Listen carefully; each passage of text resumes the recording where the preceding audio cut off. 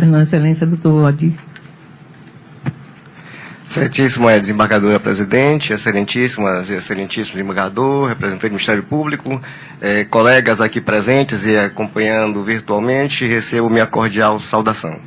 Excelências, eu faço aqui um recorte da palavra do meu ilustre colega que antecedeu, tá? Percebam, olha o que ele disse aqui da tribuna, que a embargante, a agravante, fez a venda do bem imóvel. Aí fica aqui a primeira pergunta. Pode um bem penhorado, arrematado, ser vendido? Isso não é fraude à execução?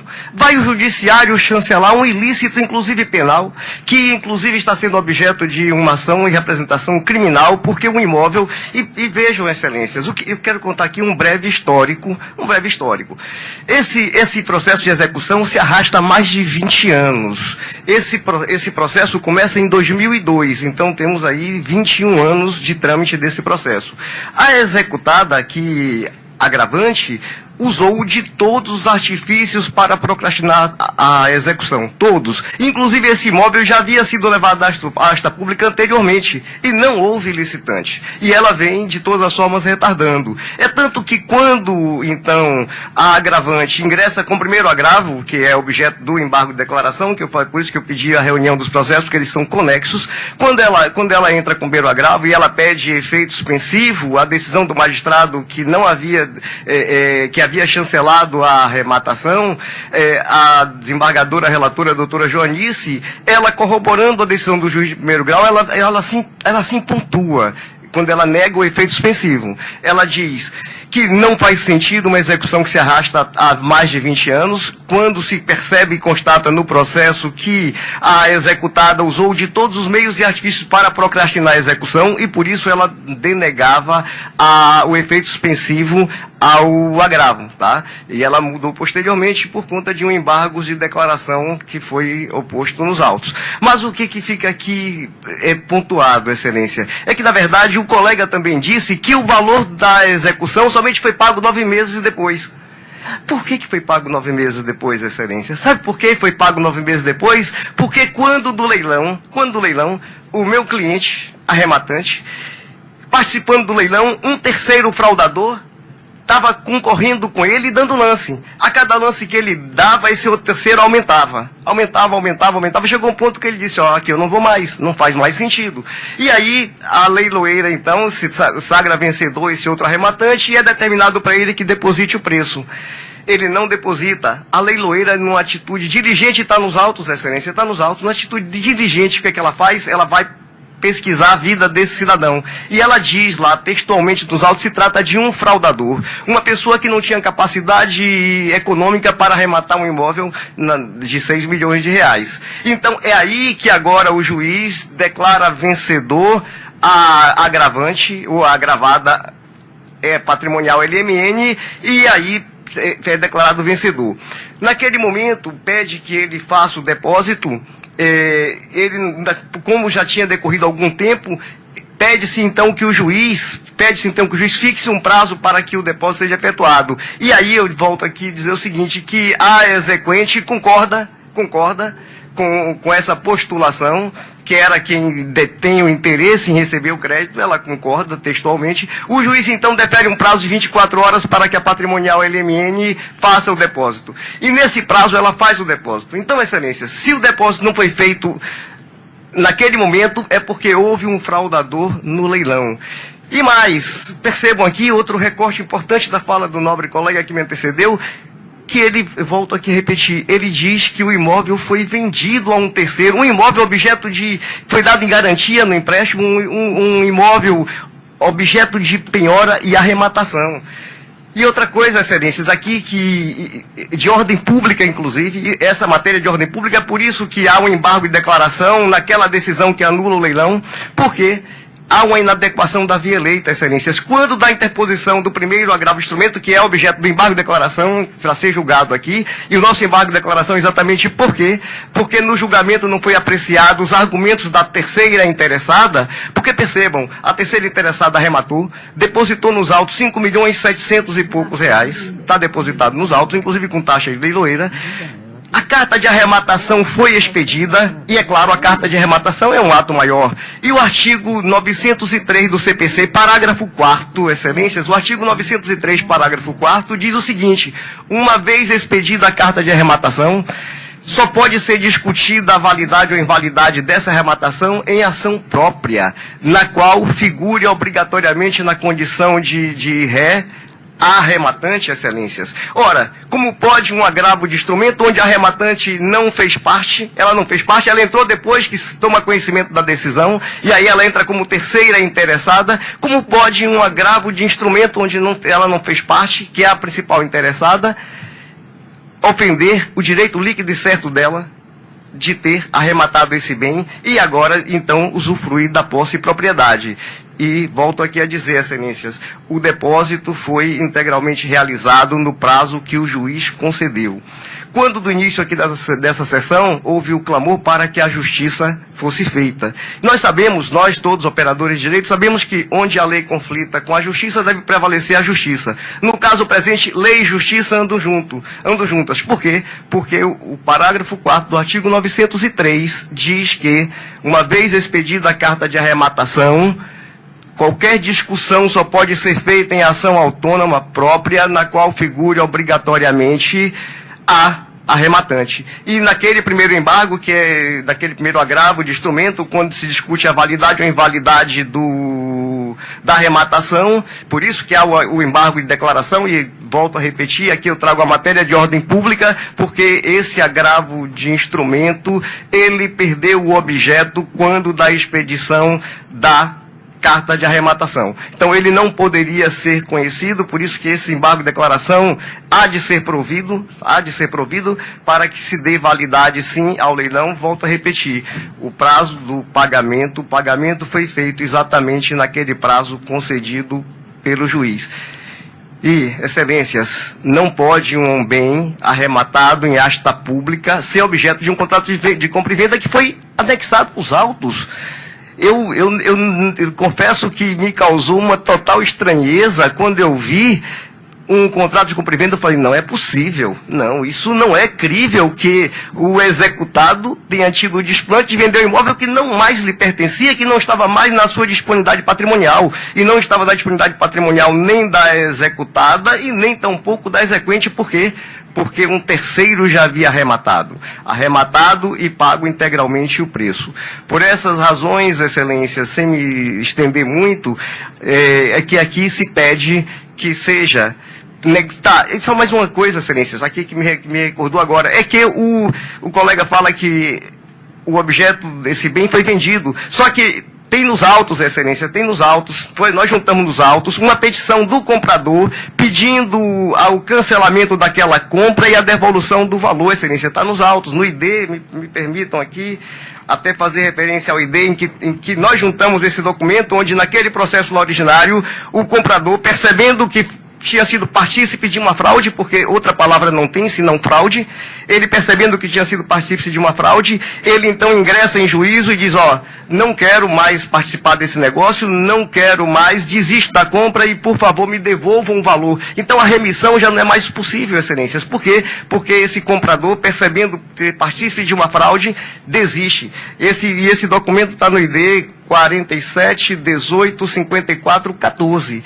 Então, excelências, destacando aqui esses pontos, e por essa razão que se pede, seja negado provimento ao agravo que pede a remissão da dívida, porque não é mais possível, e seja dado provimento ao embargo de declaração, porque, reconhecendo-se que perdeu o objeto, aquele primeiro agravo que discute a nulidade, posto que, quando interposto, já havia sido expedida a carta de arrematação e não poderia mais ser objeto de discussão nessa via. Então, há uma inadequação da via, porque somente uma ação própria é que seria capaz de discutir. É por isso que se pede que justiça seja praticada.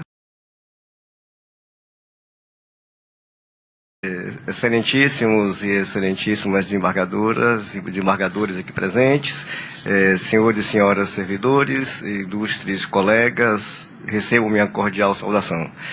Vou me ater, excelências, àquilo que efetivamente interessa. Vou fazer algumas correções, antes de mais nada, a fala do meu ilustre e brilhante colega, que me antecedeu, para dizer o seguinte: quando ele diz que o cartório recusou o registro, na verdade o cartório não recusou o registro. O que houve foi a concessão do efeito suspensivo, depois que, inclusive, o arrematante já havia pago a todas as custas para registro da carta de arrematação e transferência do imóvel, foi quando houve a concessão do efeito suspensivo. E quero aqui destacar que antes da concessão do efeito suspensivo pela nobre desembargadora Joanice, a nobre desembargadora, quando do pedido de concessão do efeito suspensivo, ela havia proferido uma decisão, assim, no meu entendimento, lapidar. Ela, comungando com o entendimento do juiz de piso, disse: ora, é uma execução que se arrasta há 20 anos e a executada já promoveu todos os meios procrastinatórios possíveis, né? Inclusive, no leilão realizado, houve um lançador que depois se constatou que era uma fraude. E diga-se de passagem, excelência, que esse leilão onde houve arrematação já foi o segundo, porque, a bem da verdade, esse imóvel tem um problema. Não é um imóvel que tenha valor comercial como outros tantos e outro qualquer da região, porque nesse imóvel passa uma tubulação da embasa e passa também um córrego. O arrematante, na verdade, para ele interessou essa área porque a pretensão é fazer ali um estacionamento para o curso de medicina da Unidom Pedro. Então, para um estacionamento, sim, ele serve, mas para outra finalidade é um terreno que não se presta. Estão fazendo esclarecimentos prévios do porquê da arrematação e do porquê de que se está aqui presente ainda lutando pela validação dessa arrematação. Eu vou me ater a exatamente matéria de direito, que é o que importa. Excelências, quando do julgamento do agravo de instrumento que pleiteia a anulação da arrematação, quando do julgamento desse agravo, a carta de arrematação já havia sido expedida. E perceba, excelência, a carta de arrematação é o ato máximo num processo de arrematação. É um ato máximo. Ela, inclusive, supre o auto de arrematação. O auto de arrematação nada mais é do que um procedimento antecedente e preparatório para a expedição da carta de arrematação. Contudo, quando do julgamento do agravo de instrumento, a carta de arrematação já havia sido expedida e já havia sido assinada pelo juiz. Então, isso supre. E volto aqui a repetir. Por que eu digo que é uma questão de matéria de ordem pública, inclusive? É uma matéria de ordem pública que pode gerar uma nulidade do acordo nos moldes em que ele foi proferido naquele agravo que pleiteia a nulidade. Porque, segundo dispõe o parágrafo 4º do artigo 903 do CPC, uma vez expedida a carta de arrematação, qualquer discussão somente poderá ser travada em ação autônoma, na qual figure obrigatoriamente na condição de litisconsorte necessário o arrematante. E por que, excelências, que o arrematante tem que figurar na condição de consorte necessário? Em atendimento ao princípio constitucional do contraditório e da ampla defesa. Porque, perceba, quem é que sofre o prejuízo em sua esfera patrimonial, caso a anulação seja perpetrada? Quem sofre o prejuízo é exatamente o arrematante. E como pode o arrematante sofrer prejuízo na sua esfera patrimonial se ele não teve oportunidade de se defender? Se ele não compôs a lide, se ele não participou do contraditório? Tanto que, no caso presente, o arrematante, tendo tomado conhecimento, ele ingressa então nos autos como terceiro interessado em assistência à desembaía.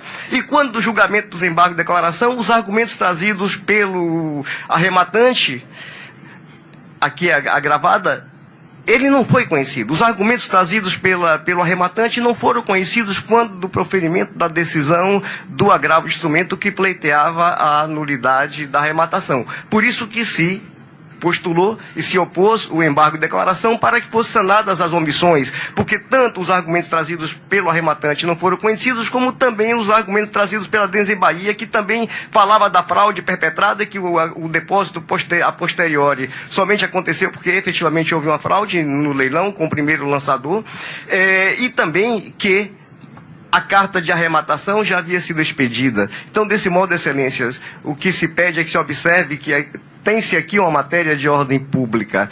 Uma vez expedida a carta de arrematação, é o que diz o CPC, qualquer discussão somente pode ser travada mediante ação autônoma na qual figure na condição de litisconsorte, o arrematante, o que não foi o caso. Então, o que se destaca é que aquele agravo de instrumento, no momento da expedição da carta de arrematação, ele perdeu o objeto. Ele perdeu completamente o objeto. E outro detalhe aqui que se destaca, o nobre colega disse, se intentou uma venda, se perpetrou uma promessa de compra e venda. Excelências, como pode o executado vender um imóvel que está penhorado e arrematado, e essa venda acontece depois da arrematação, excelência? Isso, inclusive, hoje é objeto até de uma ação criminal, porque não pode o executado vender um imóvel penhorado e arrematado. E diga-se de passagem o seguinte, esse imóvel ele foi dado em garantia ao empréstimo lá no seu nascedouro, há 20 anos atrás. Há 20 anos que esse imóvel está em constrição, porque ele foi dado em garantia. Foi um empréstimo com alienação fiduciária. Então esse imóvel já era garantidor da transação financeira feita com o Desembaía. Ora, e como pode, depois da arrematação, o executado vendeu o imóvel? E mais, o CPC diz que, em caso de remissão, quem deve depositar o valor do preço é o executado. E, nesse caso, excelências, dúvida não há, porque, inclusive, está documentado, e o colega aqui da tribuna também destacou, que quem efetuou o depósito nos autos foi o comprador. Quem efetua o depósito nos autos e pleiteia a remissão não é executada que efetua, não é dinheiro próprio, é dinheiro de terceiro. E também, excelência, está nos autos, porque nós juntamos nos autos o pedido desse comprador do imóvel, que é Maristela Albuquerque. Ela entrou com ação autônoma e entrou no processo de execução também principal, dizendo, olha, eu quero desfazimento do negócio e quero meu dinheiro de volta. Vossa Excelência percebem?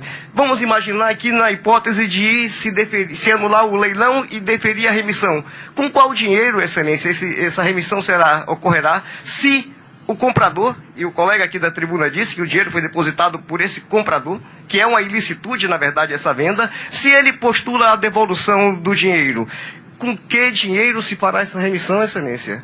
Então, se percebe que aqui também há uma impossibilidade absoluta da remissão. Por quê? Porque o dinheiro depositado não é o dinheiro da executada AMA, é o dinheiro dessa compradora, Maristela Albuquerque, que deposita nos autos, confiando que estava fazendo uma compra, não sei por qual motivo, mas ela compra um imóvel arrematado.